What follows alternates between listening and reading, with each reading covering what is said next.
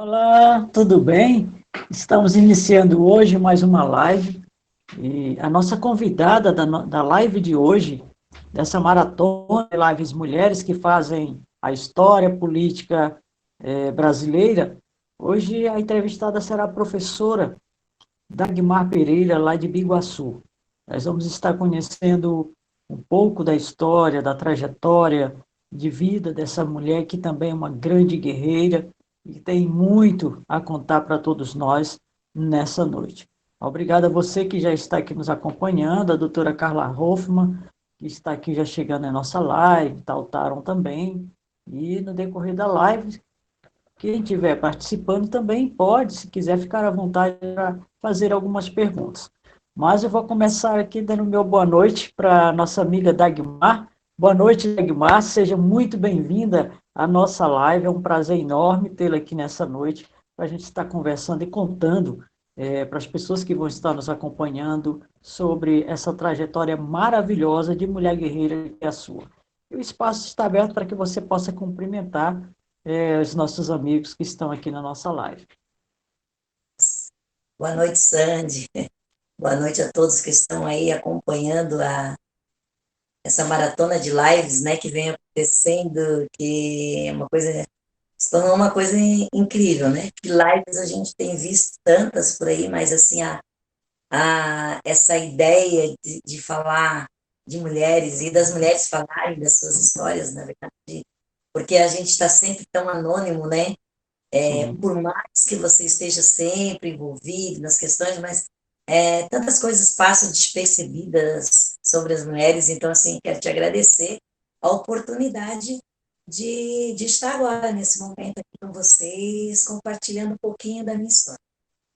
Eu que agradeço a você, em nome do Fórum Suprapartidário também de Mulheres, esse espaço maravilhoso que tem aí à Sim, frente a Mariana Cristina Tilma, que é o presidente, que tem ajudado bastante, né, a incentivar, a despertar certos interesses para mulheres, principalmente para participar da política, né, que com certeza é algo de muita. Doutora a Elaine Otto também entrou agora na nossa live. Ela diz boa noite, lindas. Elaine, obrigada. Doutora Carla obrigada. Ruffman, parabéns a vocês. Grande Sandy, é maravilhosa, Dagmar. Sou fã de vocês. Obrigada, Carla obrigada, também. Carla, de coração. Dagmar, eu tenho aqui um mini currículozinho seu que vou começar falando um pouco da sua história e ao longo nós vamos conversando e trocando umas ideias aqui nessa noite, né? Pode relaxar, ficar bem à vontade, que nossa conversa aqui a gente não tem papa na língua não, sabe? A gente conversa mesmo, conversa bem Estamos em casa, tranquila. né? Nós Estamos em estamos em casa. casa, Oh, muitas estamos pessoas em também estão casa, então mais ninguém vai reclamar em de nada. casa. Tá certo. Por favor. E, bom, Dagmar, você 51 anos de idade, natural de Lages, é uma catarinense, mora há Isso. 17 anos em Biguaçu, Sim, casada com o músico Nenê Maravilha há 23 isso. anos, três Graças a Deus. filhos, quatro netos, e está ganhando aí a quinta netinha que está chegando, né? Isso, a Laura Beatriz. Nossa, que seja bem-vinda, que venha com muita saúde. Formada em Pedagogia pela Univale de Biguaçu, pós-graduada em Gestão Educacional pela Faculdade Dom Bosco, São Paulo, iniciou na educação infantil em 1986 no Jardim Girassol, Irmandade Isso, Divino Espírito Santo e no Gente Inocente em Florianópolis. Formado isso. em magistério no Colégio Padre Anchieta, comunidade do bairro Agronômica, onde viveu e começou toda a sua história aos 15 anos de idade, quando teve seu primeiro emprego no café e lanchonete Ponto Chique, no calçadão da Felipe Schmidt. Trabalhou também na saúde, no Hospital de Caridade por 6 anos, na área de atendimento aos pacientes da radioterapia. Na educação foi professora, alfabetizadora, função que exerce atualmente na área da educação especial na Secretaria Estadual de Educação. Você tem um grande amor pela educação, né? Isso dá para se Ah, perceber sim, que você bate aqui, bate ali, mas você acaba na educação. isso, verdade. Como você bem falou, né? Relembrou aí, eu comecei na educação lá. no Jardim Girassol. Jardim Girassol, que fica ali na frente ali do Corpo de Bombeiros, ali na praça do Corpo de Bombeiros, no centro de Floripa. Ali Sei. eu tinha ali o quê? Uns 16, 17 anos. Então, veja bem, era uma adolescente, né? Então, veja Adolescente, que né? o meu amor pela educação, ele é antigo, ele é antigo. Na verdade, ele iniciou quando eu estudava, né? Pelo amor que eu tive a algumas professoras, algumas mulheres, assim, algumas guerreiras, professoras, assim, maravilhosas, que mostraram para mim, que deixaram em mim uma marca de que eu deveria continuar o trabalho que elas fizeram, Hum, que eu recebi, né? Não foi tudo mar de rosa, como não foi para ninguém. Então, a gente sempre tem as boas experiências e as más experiências. E as boas e as más experiências, elas servem para nos mostrar o que nós devemos ser e aquilo que a gente não deve ser. Então, a educação, ela sempre falou mais alto. Eu tive outras funções, exerci outras funções, como você falou. Eu cheguei a trabalhar no hospital de caridade por um tempo, e foi um tempo que foi até por uma questão financeira, a educação muito desvalorizada, como é até hoje, mas com as lutas, né? Com os sei. movimentos sociais, com a classe do magistério. A gente teve algumas conquistas, mas a gente passou um tempo muito difícil, né? Então eu acabei aceitando uma proposta e fui trabalhar também no Hospital de Caridade. Trabalhei na área da radioterapia, lá com o doutor Homero, doutor Miroski, doutor Perim, que acredito que eles estejam lá. E, e ali também foi um grande aprendizado. Tudo foi um aprendizado. Você Grande. começou a trabalhar muito cedo, com 15 anos de idade, né? Foi seu primeiro emprego ali no café. Que O meu, experiência? O que isso contou assim para o início da sua carreira profissional? na verdade, foi o meu primeiro emprego fora daquilo que já é de costume da mulher, né? Uhum. Principalmente a mulher negra na época. Na verdade, eu comecei com 12 anos como babá. Com 12 anos, eu comecei trabalhando de empregada doméstica. Só que eu posso dizer que eu até fui uma felizarda, e eu Ah, passei pouco tempo, né, nisso. Eu, graças a Deus, eu tive pessoas no meu caminho que me deram oportunidades. Então, até isso que eu quero focar hoje, a questão das oportunidades. As pessoas, elas estão onde estão pela questão de oportunidade. Estar com você hoje aqui, né? Conversando com você hoje aqui certo. também, de oportunidade. Então, na verdade, eu comecei aos 12 anos trabalhando como babá, lá em Lages, né? Lages. Aí eu passei a estudar à noite, com 12 anos eu já estudava à noite. Nunca me afastei dos estudos por nada, tive bastante dificuldade nessa época, porque andava a pé, longas distâncias, tinha aqueles Uhum. caminhos de mulher andar na rua tarde da noite, essas coisas Sim. assim, eram, né? Então, Essa depois questão, eu vim para a, cá, eu para vim abrir para mais. cá com 14 anos. 14 anos eu vim embora para Florianópolis. E Você você morava em acredita, São Paulo? Onde você morava? morava em Lages, Lages. Aí veio aqui lá, para Florianópolis. isso. Aí comecei a trabalhar nessa residência. Ah, Trabalhei dos 12 aos 14 ali, e aí, sabe, dá um estalo. Tinha só 14 anos, mas eu lembro que eu estava no ponto de ônibus num domingo, e eu tinha acabado de sair do trabalho. Mas eu sei. fiquei, eu fiquei tão danada com aquela rotina, e Uhum. eu pensei assim, eu não posso, não quero, não, não vou ficar aqui, acho que eu tenho que desligar não quero ficar nessa situação por muito tempo. Eu pensei, o que eu posso Sei. fazer? Aí eu já tinha minha tia que morava em Florianópolis, e ela já Aham. tinha a veio me convidado várias vezes para vir. Aí, menino, aí eu dei um jeito de vir. E você acredita que eu peguei uma carona numa convenção política que vinha para Florianópolis sem eu conhecer ninguém A na política já convenção. começava a te perseguir, né? Então, Ah, aí eu fui, eu peguei essa carona. hum. Acho que meu WhatsApp ficou ligado, tá dando algum problema? Não, Sânia, não? Não, aqui Não? não. Não, Então tá só bem. você tirar o. Se quiser deixar ele no É, silencioso, tudo bem. Eu acho que se não. tá. E aí eu vinha, nesse ponto de ônibus eu sempre pensei nisso. Aí naquela semana eu soube que tinha uma convenção e era gratuito para quem quisesse vir acompanhar. Mas eu não Sei. tinha, até então não conhecia ninguém deles ali. E a pessoa responsável por organizar essa convenção era amiga da pessoa que eu trabalhava, né? Que era a minha patroa na época.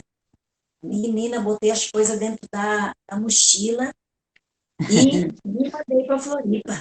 É nessa Vocês. carona que eu vou. Mas ninguém sabia que eu vinha para ficar.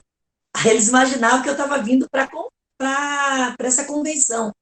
E quando o ônibus parou na frente da Assembleia Legislativa, hoje eu sei, porque eu começo, né? Mas na época eu estava perdida, não sabia o que era Assembleia Legislativa. Desci ali na frente, fui atravessando rua, me trombando com os carros, porque a gente vem de Lages que ia captar uma mobilização totalmente diferente. E ali já começou a minha dificuldade ali. Aí peguei e fui parar na casa da minha tia, e depois arrumei trabalho de babá de novo, de Ah, empregada. Eu também trabalhei, mas as pessoas com quem eu trabalhei, elas achavam que eu tinha que trabalhar com outra coisa. Elas sempre me deram força para isso. Aí, viu em você uma capacidade isso, além daquilo que você fazia. Aí acabei indo trabalhar ali no Ponto Chique, que foi um lugar que eu tive bastante contatos, assim.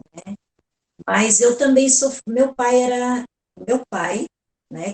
Meu pai foi assassinado quando eu tinha 7 anos de idade. Meu pai era político. Sim. Né, foi assassinado em 1976. Ele era do antigo MDB, Hum, MDB que chamava, tinha Arena e MDB, né? É os bebê. peleiros bacheiros. Lá em Laje chamava. E eu, então, eu escutava essas histórias, eu convivi nesse espaço. Mas naquela época a política não ganhava muito, ninguém ganhava, não era assim, né? Como é agora. Sim. Então a gente tinha uma vida bastante difícil. Meu pai era uma pessoa bastante violenta, né? Tinha Ah, esse problema, né? Apesar de ser uma pessoa muito estudada, uma pessoa pública, ele era extremamente violento e tudo aquilo foram motivos para eu pensar em sair de casa bem cedo, né? Mas ele faleceu quando eu tinha 7 anos. Foi assassinado, meu pai, lá. bom, Mas se mas tivesse. É, pelo menos foi uma história de vida difícil, pouco foi. conturbada, mas que fez com que você crescesse bastante, essa experiência toda que te fez Sim, amadurecer muito mais pra vida e descobrir outras qualidades, outras portas que iriam abrir para você. Né? Isso é muito importante. Dagmar, eu com quero certeza. continuar só um pouquinho aqui para a gente chegar a essa história de Biguaçu, né? Aqui diz o seguinte: biguaçuense de coração. Trabalhou na Câmara Isso, de Vereadores como isso. secretária da Presidência em 2009 e logo assumiu o desafio de implantar e coordenar a Câmara Mirim. Por que você Então, quis implantar esse projeto?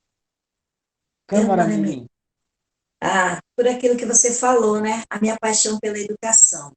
Hum, Eu, quando eu fui convidada para trabalhar na Câmara, não foi algo que eu não tinha planejado isso, não. Eu era professora e trabalhei e conheci uma pessoa que foi até presidente da Câmara, o Luiz Felbach, e fui hum, trabalhar na Câmara com ele, né?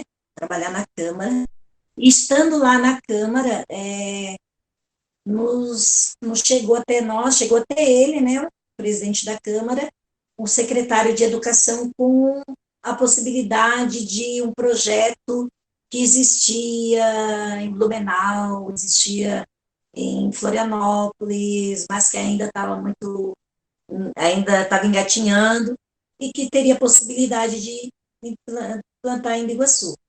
Aí eu lembro que ele me chamou e pegou o projeto assim, jogou na mesa e falou assim, ó, eu tenho esse projeto aqui é a tua cara. Deu, meu, o que será que é? Aí peguei, eu li o projeto, eu vi que ele não, que Biguaçu, que eu teria que adaptar bastante, que eu teria que pesquisar bastante, e assim eu fiz. A partir dali, a gente travou uma caminhada de discussão, eu e o secretário de Educação na época, que eu quero até registrar aqui, que era o José Braga Silveira, ele juntamente com outro advogado, falha a memória, eu lembro, que era, vou falar também, e Isso é eles dois, importante. Poxa. mas eu não gosto, não, gosto de falar, porque o nome entra na minha cabeça, né? E aí, a gente conversando, nós fomos pensando de como que é possível para a realidade de Biguaçu, para as escolas e tal. E aí, só que aquela coisa, né, quando você vem de uma história como a minha, você pensa, você já quer ampliar os detalhes, ou seja, você quer abrir o acesso, né? Você já começa a pensar naquela pessoa que pudesse ter a mesma história que eu lá, e que como isso seria possível, né? Que é a diferença que às vezes acontece muito com os projetos hoje, né? As pessoas fazem muito projeto de acordo com aquilo que está nas possibilidades delas, não do que está na necessidade do outro. Então, a Criar gente uma pensou certa identidade, né, para a pessoa. isso. E aí foi bacana, viu? E dali surgiram muita gente boa. Tem, inclusive, assim, eu achei que foi um trabalho que levou para a escola um pouco da discussão da questão política, né? Até porque a gente trabalha isso, né? Você sabe que isso é conteúdo de escola, trabalhar sobre os três poderes e tal, mas isso é uma coisa muito simbólica, né? Não é uma discussão feita principalmente com os adolescentes. E aí implantamos e deu certo, foi um sucesso. E hoje dali eu tenho dos ex-vereadores mirins pessoas assim que se sentiram mais incentivados a estudar. Eles viram ali dentro do legislativo a necessidade de você ter conhecimento para estar atuando ali. Então foi muito legal. Eles fizeram muitos projetos para os bairros onde moravam, para as escolas onde moravam, traziam das escolas as sugestões.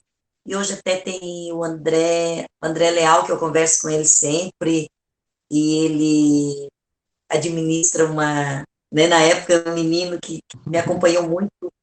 Levei para conferências da criança e do adolescente, levei para conferência de idosos, levei para conferência das mulheres, tudo que eu podia estar levando eles para que eles pudessem ter acesso, ver o que acontecia lá fora daquela realidade que era da escola e daquela vida social, casa, escola. Então, esse movimento foi muito legal. E movimentei eles bastante nesse sentido, sabe? Com E, certeza foi uma oportunidade única, né, assim, para eles, para buscar um conhecimento, até ampliar o conhecimento além da escola, né? sim, eu falo o nome do André, que eu sei que o André, ele até é pré-candidato, agora ele já é maior de É, idade, ele é pré-candidato em Biguaçu, daí por isso que eu citei o nome dele, porque ele foi uma pessoa que me ligou, perguntou o que eu achava. Então, é muito legal, né, a saber que a pessoa viu que aquilo realmente demanda de uma responsabilidade, né? E quando você vai, né, se informar, buscar os mestres, cresceu com o conhecimento, né? isso. Mas Dagmar, foi muito bom. mas assim, como a política, você pegou carona em convenção, a política vinha te perseguindo, e quando foi em 2012, você foi convidada pelo ex-prefeito José Castelo de Champs, é isso? A concorrer a uma Isso. vaga na Câmara em 2012 pelo PPS, ficando na primeira suplência do partido E terceira, suplência na coligação. Por Isso. que te motivou? E como nasceu essa paixão? Foi a perseguição da política com você ou foi a paixão, a vocação pela política? Porque, O que olha te só, fez? o que me fez? O de sempre. Você vê, é o de sempre. Quando você vê as coisas que precisam acontecer e que não acontecem. Então, Ah, quando você sai daquele casulo, né, que eu chamo isso quando a gente não assume um papel de cidadão, a gente fica naquele casulo de trabalho, casa, e vê talvez só o que passa na TV ou o que os outros falam, mas você não sim, tem uma ideia do que acontece nos bastidores, né? Então, sim. essa minha vivência dentro da Câmara Hum, não, como é que se diz assim, ó, não apagou aquilo que eu era enquanto cidadã. É a pessoa que morava lá no Morro do Ivo e que Você tinha continua a muito mesma pessoa, né? isso. E lá no Morro do Ivo, que eu gosto muito do lugar que eu vivi bastante tempo, né? Faz pouco tempo que eu mudei de lá. E lá a gente tinha uma garotada que me acompanhava. Ali eu trabalhava e ali eu morava. Então, quando eu ia para a escola, os alunos iam. Eu fui aquela professora que os alunos vão ficar acompanhando junto na calçada, sabe? A gente vai e volta para casa junto. Isso, isso. Maravilhoso. Então, aí eu tive tudo isso. E aí eu convivia muito com a comunidade. E tinha um rapaz lá que ele tinha uma vontade de trabalhar, fazer um trabalho com as crianças, para tirar as crianças daquela ociosidade. Então, nesse tempo que eu estava na Câmara, eu comecei a fazer esse trabalho social com ele. Primeiro ele vinha e conversava comigo das dificuldades e ver se eu conseguir material para que ele pudesse estar trabalhando com as crianças. Só que depois, aos poucos, eu fui me envolvendo, eu vi que o trabalho dele a motivação dele era real e o trabalho dele era sério. Aí eu comecei então vamos oficializar isso, vamos trabalhar aqui, vamos fazer assim, assim. Foi indo, acabei me envolvendo, até porque não tinha outras pessoas para ajudar ele nesse trabalho. Então, ali a gente montou um projeto que cuidava das crianças no horário contrário do horário de aula. Ele trabalhava com esporte, futebol. Todo mundo jogava futebol lá. Meninas, meninos, todo mundo jogava futebol. E eu ajudava nos trabalhos, tarefas pedagógicas, e orientando, e junto com as crianças. Então, as mesmas crianças que eu tinha na escola, eu tinha ali no projeto. E aí, trabalhando o projeto, eu acabei o quê? Indo cobrar das autoridades, né, que se empenhasse nessas questões de a gente poder trabalhar com essas crianças que ficavam largadas no horário que a mãe trabalha o dia todo. A escola é Sei. meio período, né? Creche é Uhum. meio período também, mas a escola também é. Uma criança com 10, 12 anos sozinha em casa, e eu via tudo. Então, o tempo que eu morava no morro, eu observava vários movimentos que eu via que as crianças estavam se encaminhando para algo que poderia não ser legal. Então, eu acompanhei muito de perto, acompanhei a batida da polícia ali. Muitas vezes eu na janela, no computador fazendo meus trabalhos, da janela eu via aquele movimento Você ali. tomou para si E, uma e as, responsabilidade que poderia ser dos pais e você via e se preocupava. e do governo, né? E do governo. Então, é, é, eu não.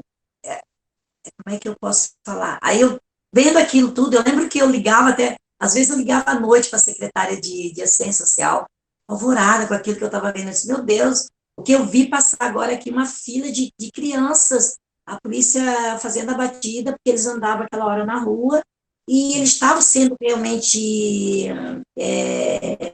Quando, Usados sim, eles estavam começando a serem usados pelo sei.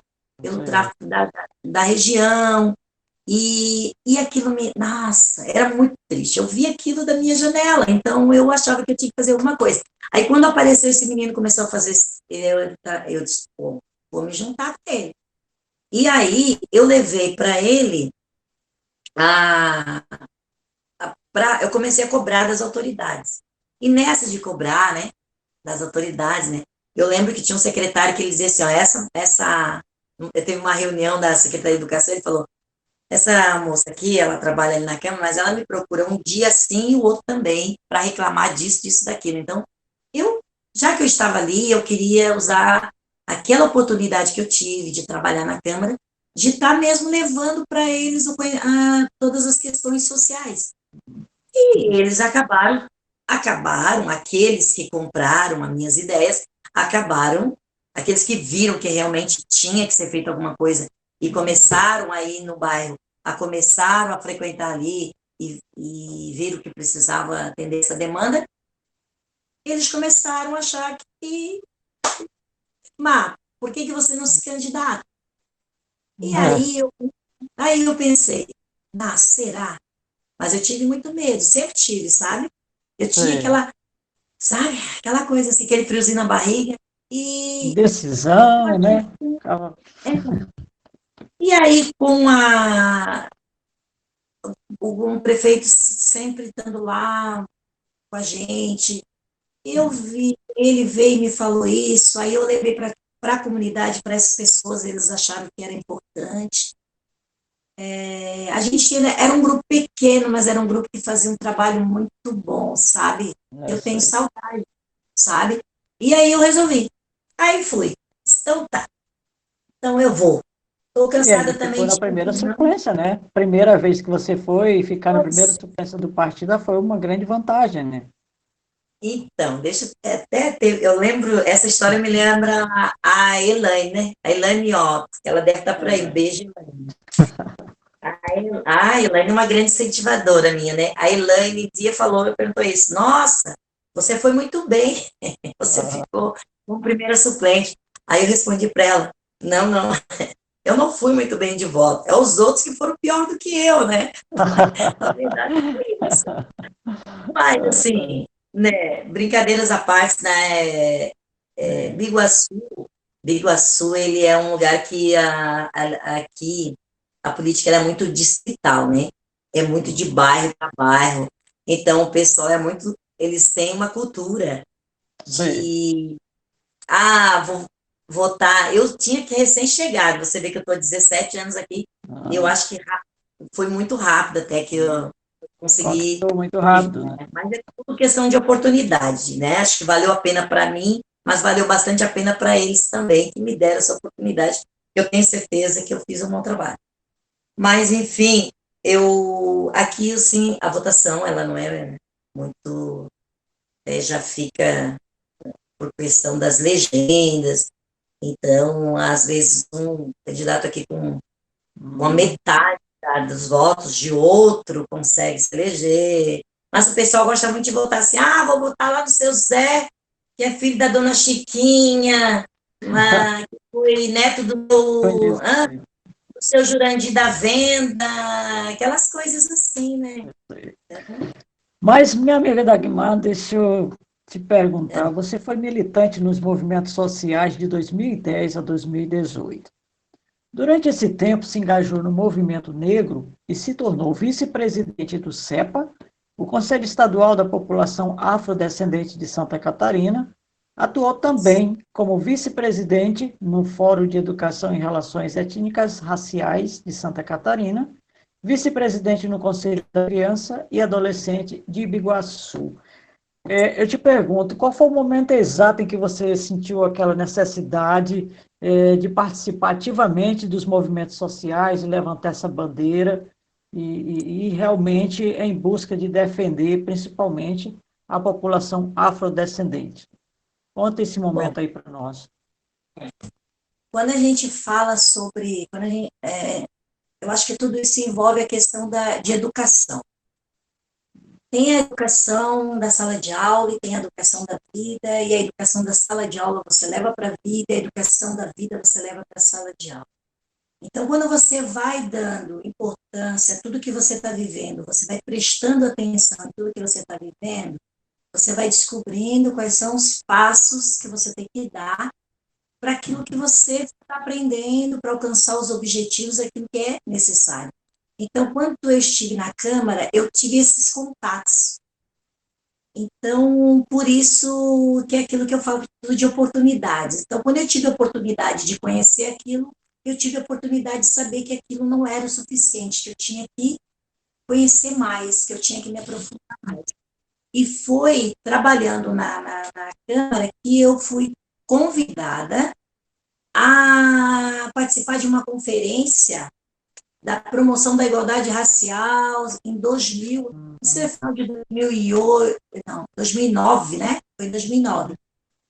Mas até que daí os assuntos vão discorrendo assim. Ó. Então, naquele momento, eu fui convidada para representar o governo. O governo era obrigado, né? Até que eu quero falar sobre isso, ele era obrigado a mandar um representante.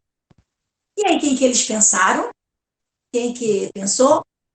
Né? Não Você, estou Elza, aqui, né? não tô aqui criticando quem pensou. Dependente dos motivos, eu agradeço porque ele me colocou no lugar certo, né? Então, a Secretaria de Assistência, na época, solicitou à Câmara que a Câmara enviasse alguém. Aí, quem que eles iam mandar? Quem que eles chamam? O que é a conferência? Promoção da igualdade racial. Ah, então, quem que vai? É igual quando chega a tempos da consciência negra, Sim. as pessoas procuram quem, né? Isso é uma coisa, é um outro debate. Mas, enfim, aí me chamaram. Por quê? Ah, a negra, eu era pessoa ali, né? E por conta E também você não vê isso também assim como um reconhecimento pela desse sua liderança, conhecimento. né? E Pela aí eu sua vejo força? isso. Claro que ainda bem, né, que eu também tinha Sim. todo esse conhecimento. Mas eu sei que naquele momento não era só isso, sabe? Eu senti que não era. Era mesmo para que tivesse uma representatividade. E eu fui. E quando eu cheguei lá, aí eu descobri esse universo, que é o universo da luta pela igualdade racial. E nessa conferência tiveram muitos conflitos, e ali eu comecei a entender o sistema, como funcionava, e comecei a prestar atenção naquilo que eu não queria ser dentro do sistema, entende? Entendo. Continuar sendo a Dagmar que representa a sociedade, e não eu queria ser a representante do governo. Eu não sei, eu sei que eu não Ser aquela queria ter. pessoa que tinha que Não, ter não. uma E ali, manipulada pelos outros, ter que ser limitada e fazer o isso. que eles queriam, né? E eu lembro que eu até nem fui muito bem assim recebido. Eu lembro que tinha muito, e daí existe esse conflito, né? Tinha esse conflito da questão da sociedade civil e os representantes governamentais.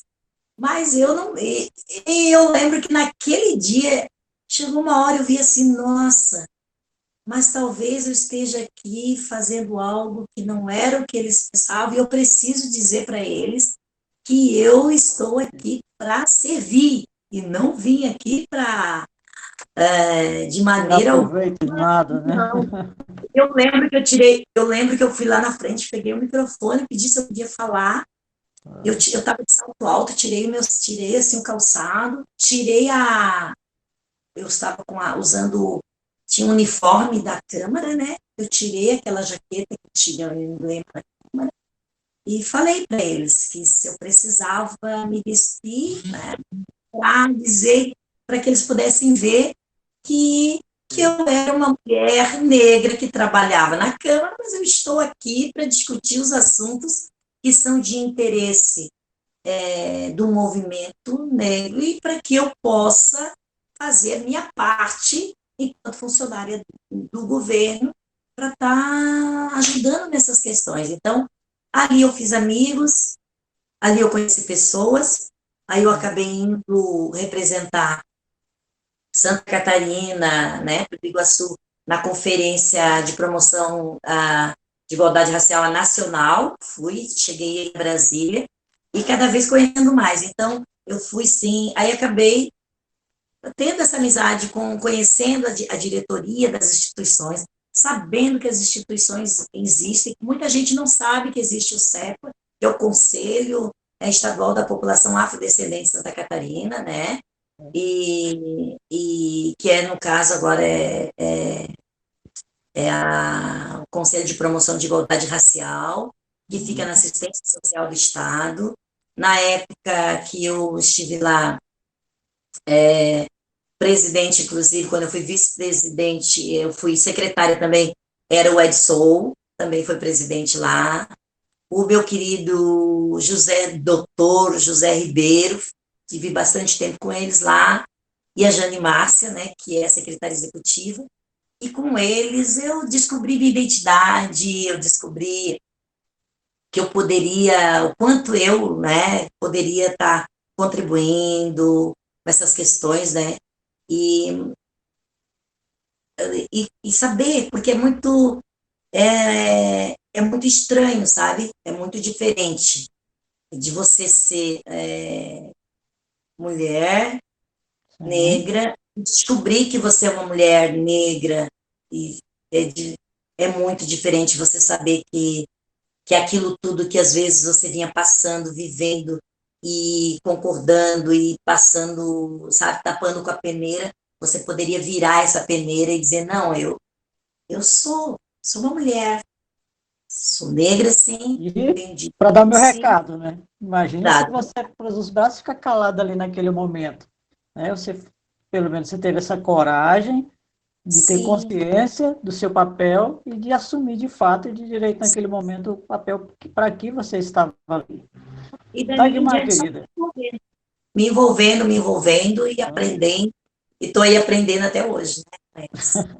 Mas você também concorreu às eleições municipais de 2016 pelo PPS Isso, e mais uma vez ficou na suplência. na Nós suplência. vamos dar uma boa noite para ver os nossos amigos que estão aqui na nossa live. Aí nós voltamos com a segunda parte. Você pode tomar uma água. Eu vou cumprimentando eles. A Mariane Cristina Tilma diz boa noite, meninas. Boa noite, Mari. Carla Ruff diz a Mariane Cristina Tilma é uma grande mulher, nos incentiva. É verdade, Carla. Suzy está aplaudindo você. A Ana Rosa diz parabéns. A Adriana Neto entrou. Boa, seja bem-vinda, Adriana. Estava sentindo sua falta aqui ontem. Boa noite, meninas. Boa noite, querida. Jefferson Oliveira, a Edenice Fraga. Edenice Um Fraga, abraço. história de guerreira. Parabéns, Dagmar. Abraço, querida Denise. André Leal, boa noite, Dagmar. Grato por todos os ensinamentos. O André. A Adriana faz uma pergunta aqui. Ela diz: quais as suas aspirações políticas atuais, Dagmar? Qual partido você mais se identifica? Olha, eu tenho observado, Dagmar, né, nessas lives que eu tenho feito com as mulheres que têm participação na política, que elas são muito fiéis aos partidos desde que se filiam, né? Dificilmente eu vi, parece que uma que tinha mudado recentemente de partido, mas todas, desde a primeira filiação, elas mantêm aquela fidelidade, aquela lealdade ao partido, né? Mas ela quer Mulher, saber se você tem outro partido aí que se identifica, qual vai ser sua história agora, esse ano aí na política, como é que vai ficar tudo isso, né? boa noite a todos aí, um beijo para o André, um beijo para a Adriana Suzy, perguntou. a Suzy também é da educação, a gente trabalhou bastante no Fórum de Educação e Etnias, né? É, eu hoje estou sem partido. Oi, Dagmar. Então, Não, você lembra aí da pergunta da Adriana, né, gente? Desculpem, uma é a travada em Adriana tudo aqui? aqui, mas já retornamos, tá? Então, Adriana Neto, que ela perguntou, quais as suas aspirações políticas atuais, Dagmar? Qual partido você mais se identifica? meu Deus, que pergunta de... a gente vive uns tempos, né, que bem complicado, bem complicado. Eu sempre fui do PPS, sempre Hum. fui. E depois eu cheguei a receber um convite e passei por alguns meses fui para o PSDB a convite de um amigos do movimento negro que tem o Tucano Afro. Então eu cheguei a assumir, cheguei a assumir temporariamente, provisoriamente, o Tucano Afro de Biguaçu. Mas eu fui, mas o meu coração não foi, sabe? Não foi. Eu vou ser bem franca, eu não sei lhe dizer que partido que eu me identifico hoje. Mas os que eu não me identifico são nenhum desses que atualmente estão, À que direita, estão no esquerda. governo. Não, nenhum desses aí. Eu nem sei até hoje, nunca descobri, eu queria entender porque é de direita, é de esquerda, mas eu vou lhe falar, nenhum desses que estão atualmente eu me identifico e tenho, eu tenho uma certa curiosidade pelo rede. A rede eu tenho uma certa, mais assim, e tenho amigos em todos, assim, todos os partidos, né? Que é uma coisa até muito importante de frisar aqui, que de repente criou-se uma guerra, né?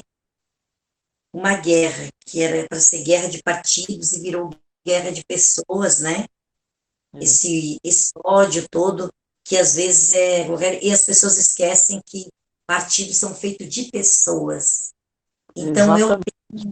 eu tenho um amor pelas pessoas, eu me identifico com as pessoas. Até E porque, no caso da política, Dagmar, você não pode dizer que tem inimigos, você tem adversários, né? Porque hoje você pode ter um adversário A e amanhã, no futuro, você pode estar aliado a ele por questões políticas necessárias até, né? é, mas eu sou eu sou um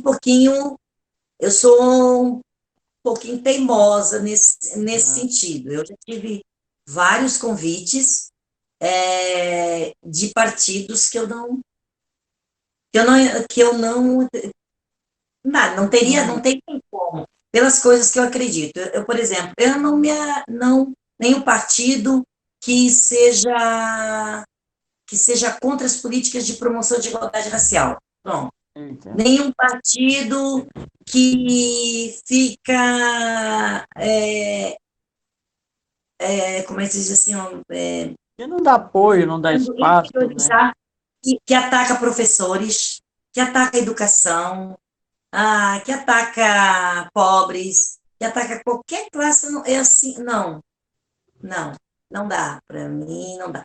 Ataca as mulheres, então, eu Já que nós acho vamos que chegar lá, Dagmar, eu estou aqui também com a Lorena Nolasco, nós, a Celinha Fernandes entrou na nossa live, a Suzy Merizio diz que história incrível de superação, a Denise Fraga diz, Denise, querida, Dagmar, um beijo. está mandando aqui, Dagmar marcou história com esse magnífico projeto em Biguaçu, nota 10.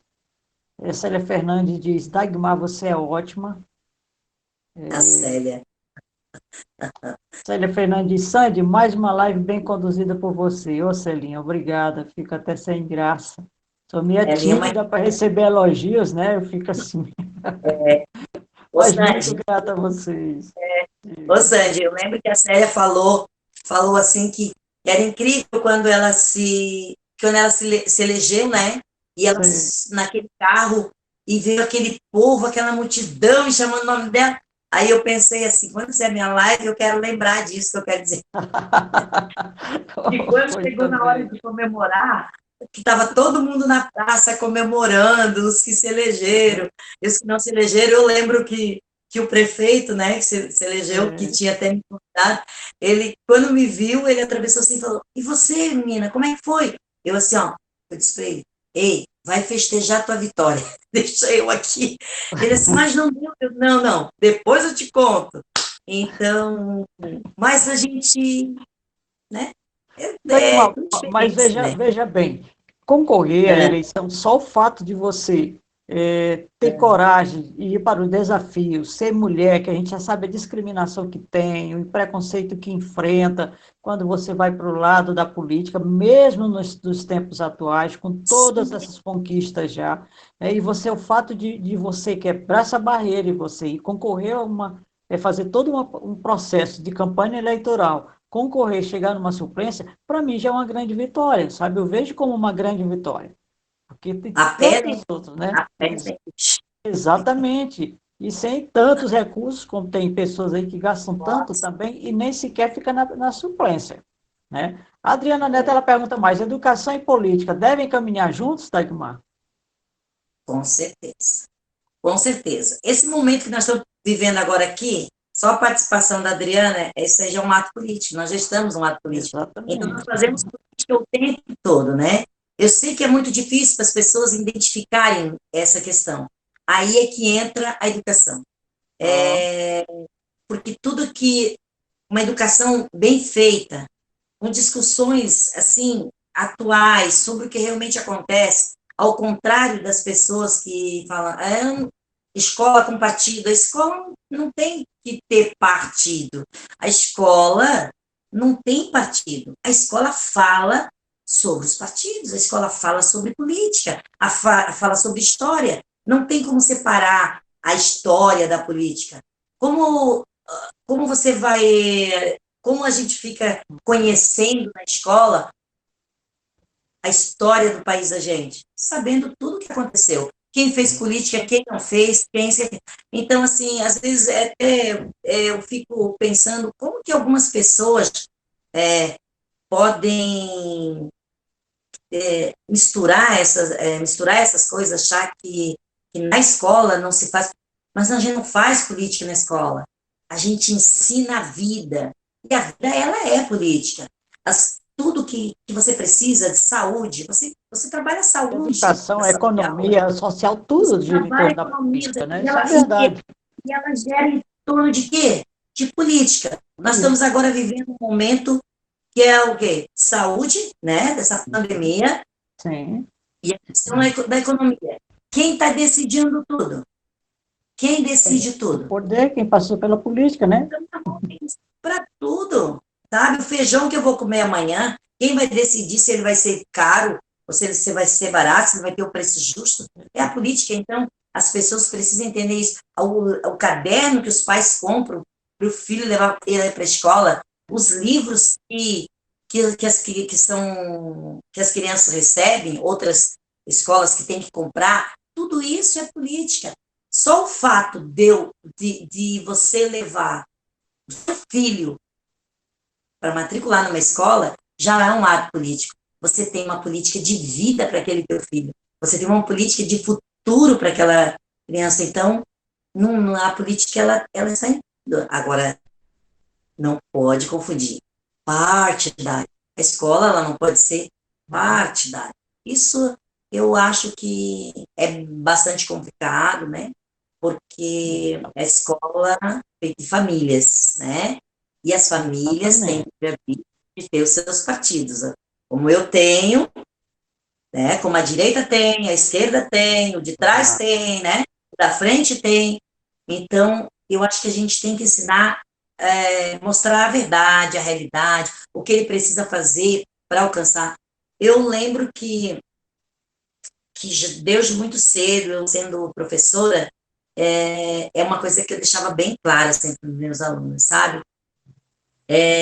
Você, não importa a maneira que você esteja hoje, não importa a maneira que você chegou aqui, o que importa é como você vai conduzir, como você vai acabar, o que vai ser a sua vida para frente.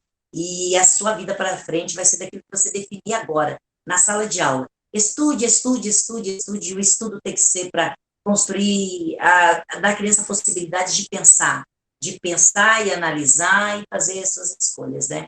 Então, eu vejo a escola é o maior instrumento de transformação da pessoa. Pode ser. Ou, Exatamente. Concordo plenamente. Boa noite para o Luiz Carlos Amorim, o escritor lá de Portugal aqui conosco, a professora Elisete Lanzoni Alves, diz boa noite, Sandy, Dagmar e nossa, demais chique, participantes. A cada live temos uma linda lição de vida. é. Kleber Sullivan, excelente profissional. Luiz Carlos Pereira também aqui conosco, Marcos Ramos, a Lívia Oliveira, que maravilha, mulher guerreira, te admiro demais, Dagmar Pereira. Zenilda diz parabéns, amiga. Biano Souza, boa noite a todos. Ótima entrevista, parabéns, Sandy. Biano Souza, aqui do município de Penha, curtindo vocês. Ô, Biano, grande abraço, Olha, querido. que bom, um Obrigada. abraço, você tenha. Célia Isso. Fernandes, Dagmar, pronta para ocupar um espaço na Câmara Municipal de Biguaçu. Olha lá, Dagmar, a política não vai te deixar. Francesa Reis é minha mãe, lá do Maranhão. Tá me vendo agora, mãezona? Beijo para você, mãe. Logo a gente vai se ver. Lívia Oliveira, maravilha. O Valteir Cerejo entrou agora. Marcos Aurélio dos Santos, boa noite. Parabéns pela live, Sandy. Dagmar, nossa futura vereadora de Biguaçu. Estou falando. Nossa, A política te persegue, Dagmar. Não tem jeito. pois Adriana é. Neto, muito bom, Dagmar. Janete Souza, tamo junto, Dagmar. Elaine Otto foi como representante oficial e, ao retirar a veste oficial, se comprometeu com a luta real da igualdade racial. Parabéns, Dagmar. Você é uma guerreira, hein, Dagmar? Nem tanto, é. Tem Nenê, muita Mara... gente. Nenê É. Maravilha, hoje é convidada na live Mulheres na Política, é a Dagmar. Adriana Neto, precisamos de mais mulheres na executiva dos partidos. Lorena Nolasco Dagmar é uma rainha. Celinha Fernandes, querida. Elisete Lanzoni concorda, a escola transforma, certo? Dagmar, mas vamos mais umas perguntinhas, porque eu estou gostando muito de conversar com você, sabe? Essa tua história Pois é é. realmente inspiradora, você tem uma trajetória maravilhosa, fantástica, que com certeza vai servir de exemplo para muitas outras mulheres, né? Também tirar os sapatos, descer do salto, tirar a veste e botar a cara real, autêntica, né? E ir atrás daquilo, dos seus objetivos. Dagmar, com toda essa questão, as 2 vezes que você participou da política, que você tem acompanhado todo esse processo político, não só do nosso Estado, mas no país hoje, como você analisa hoje a participação da mulher na política? Você acha que Nossa. ela tá tem mais interesse hoje, as mulheres, em participar da política? Como é que você Eu, vê nos dias atuais? o interesse, sem dúvida. O interesse que já é o primeiro passo, né? Que até então as mulheres tinham uma certa, não sei, um certo receio, aqui eu vou chamar de cuidados, né? De Hum, não participar da política. A gente sabe que a gente vive num mundo machista, né? Ele ainda é, e essa área, a política, ela é dominada pelo homem, né? sim. Então, tudo que é dominado pelo homem, a, a mulher precisa se desdobrar muito para conseguir esse espaço. Porque a mulher não, ela não depende só da capacidade, não.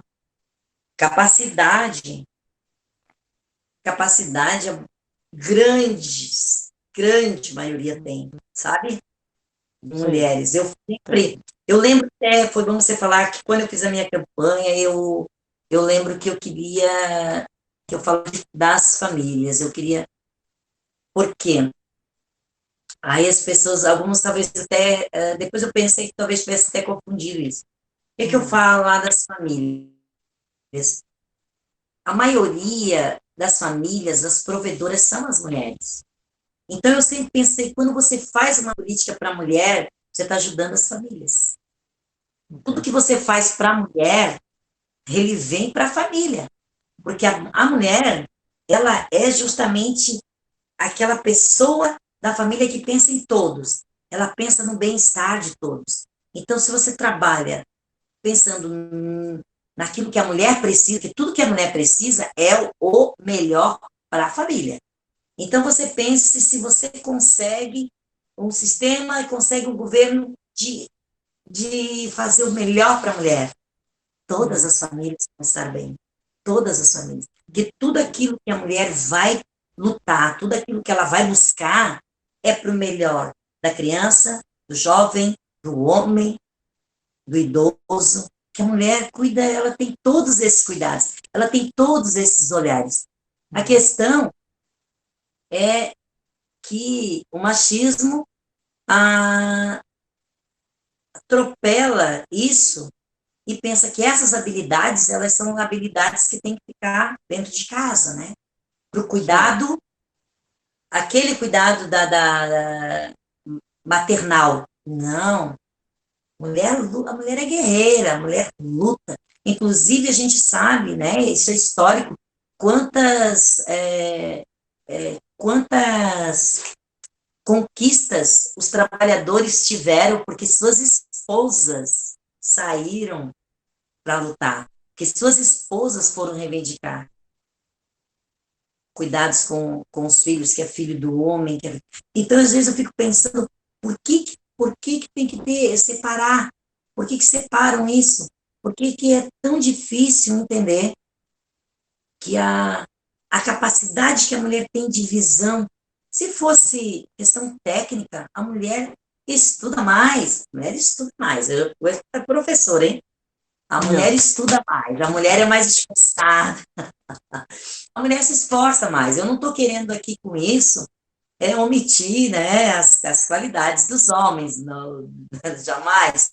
Mas, assim, acho que está na hora de deixarem a mulher comandar isso. Que teve no comando dos homens até agora, e aí a gente chegou num caos, que acho que a melhor coisa que eles teriam que fazer, ó, era arriar a bandeirinha e dizer, olha, vamos dar oportunidade para alguém arrumar essa casa. Alguém tem que arrumar essa casa.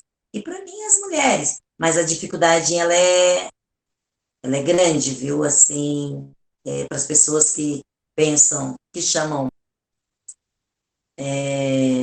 movimento negro, movimento de mulheres, né, feminista, de mimimi, vou falar para você. Sabe o que é mimimi? O que é mimimi? Mimimi é a pessoa ter a capacidade de só falar que tudo é mimimi.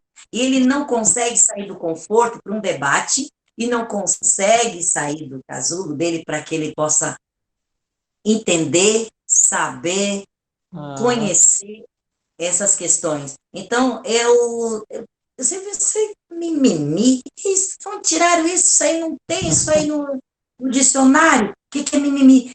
Mimimi é quem faz mimimi. Para de achar que tudo é mimimi e venha para o debate, venha confrontar, fale de ideias, ouça ideias. Quando a pessoa não tem capacidade de ouvir ideias, não tem capacidade de saber que o outro é capaz de fazer além dele, mais do que ele, aí ele fica mais fácil. E daí pega, né? Isso aí pega, né?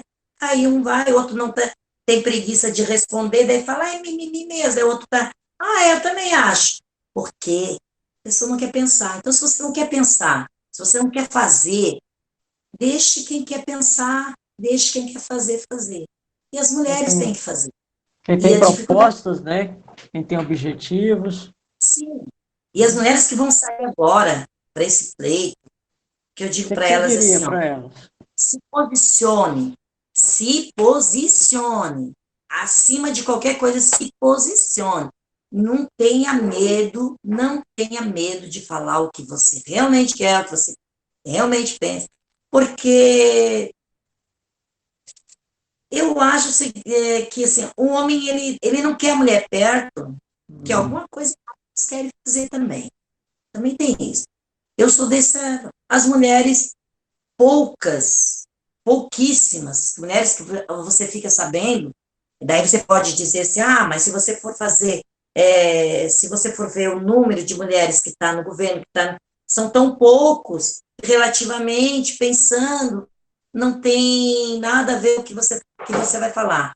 Mas assim, ó, quem tá nas piores páginas de jornais aí, são os homens, não são as mulheres. Então, dá licença, sai para o lado e deixa a gente trabalhar, deixa a gente fazer. E eu acho que elas têm que se posicionar, porque os partidos, eles ainda são bastante machistas. Eles têm uma preocupação muito grande de ter as mulheres, porque eles precisam dessa representação, mas eles não querem. Eles precisam, mas muitos não querem. Aqueles que são dominantes, principalmente de gente que está há muito tempo e tal, eles não querem. Essa abertura é pela necessidade. E o que vocês precisam fazer? Virar o jogo. Virar o jogo. E como virar esse jogo, né? Tem que virar. E exigir direitos iguais, porque eles não têm os direitos iguais, até no momento que você tem que estar fazendo as questões assim de estrutura, né? Para a mulher poder sair, para a mulher poder. O clube do Bolinha não é fácil. Você tem que. É difícil, hein? Não. Sim. Nós estamos aqui passando 4 minutinhos do nosso tempo, mas tem uma pergunta mais que eu gostaria de saber a sua posição, o que você diz a respeito. É sobre a violência, né? Nós vimos agora sobre o George Floyd, que foi morto por um policial nos Estados Unidos. Como é que você vê essa violência contra os negros e também uma parte da violência doméstica? Eu queria que você falasse um pouquinho o que a gente poderia fazer para melhorar essa situação. Essa questão aí da violência, da violência racial e na questão principalmente dos policiais, ela é extremamente delicada, mas ela é real. Ela é real. E quando a gente fala nisso, né,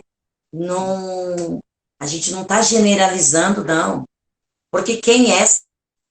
Tá, gente, é o seguinte, infelizmente, o sinal da Dagmar muito baixo, caiu a internet, travou, ela não teve condição de retornar conosco, porque a live é toda por um link, fazer todo esse processo novamente.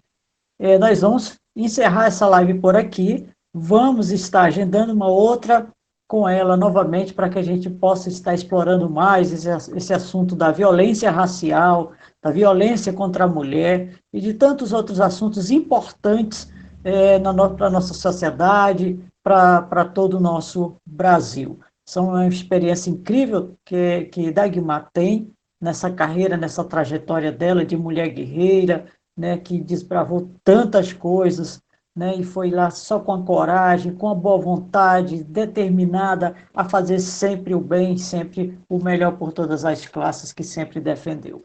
Eu agradeço em meu nome, em nome da Dagmar, que infelizmente não vai poder terminar a live comigo, em nome do Fórum Suprapartidário de Mulheres, aqui de Santa Catarina, a participação de todos vocês, é muito boa essa interação que nós estamos tendo, é um campo assim de aprendizado, juntos, tanto nós daqui como vocês daí que estão interagindo conosco. Eu agradeço bastante, que Deus possa abençoar todos, e lembrando que todos esses vídeos das lives, como os áudios também, vão estar disponíveis no podcast Tabuleiro do Voto e no canal do YouTube Tabuleiro do Voto. Sempre que quiserem, vocês podem estar assistindo e estão também, tanto na página do Fórum Suprapartidário, como na página do Tabuleiro do Voto, lá no Facebook. Bom, pessoal, muito bacana ter vocês aqui nessa live, nesta noite maravilhosa. Amanhã, às 20 horas, nós temos um encontro marcado, é mais uma live que acontece durante toda essa semana, e eu vou contar sempre com vocês, com a participação de vocês, que é muito legal a gente estar nessa interação bacana aqui. Gente, ó, beijo grande e até a nossa próxima live, amanhã, às 20 horas aqui.